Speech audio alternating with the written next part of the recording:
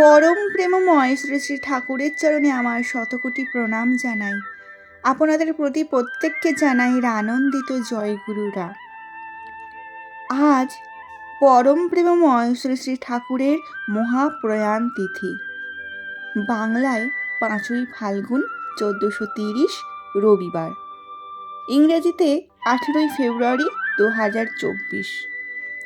মহাপ্রয়াণ তিথিতে সৎসঙ্গীদের হবিষ্যান্নকৃত।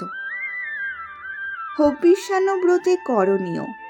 হবিষ্যান্নের দিন সংযতভাবে ইষ্ট মন্ত্র জপ পরায়ণ করতে হবে।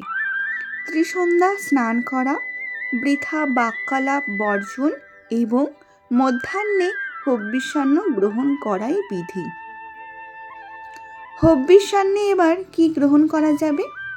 হবিষ্যান্নে আতপ চাল, সন্ধক লবণ, মুগ বা মটর ডাল সিদ্ধ, তিল বাটা, কাঁচা কলা সিদ্ধ, পাকা কলা, ঘি, আম থাকলে আম, দুধ, জব, হরিতকি ও আমলকি গ্রহণ করা যায়।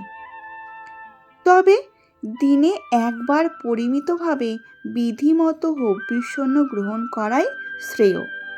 তাছাড়া নেহাত তৃষ্ণাবোধ হলে জল গ্রহণ করা যেতে পারে। এই ভিডিওটি আমার অনেক আগেই করা উচিত ছিল। আজকে দিনের দিন না দিয়ে 2 দিন আগে থেকে যদি আমি দিতে পারতাম তাহলে ভালো হতো। তো আমি ক্ষমা চেয়ে নিচ্ছি সকলের কাছে।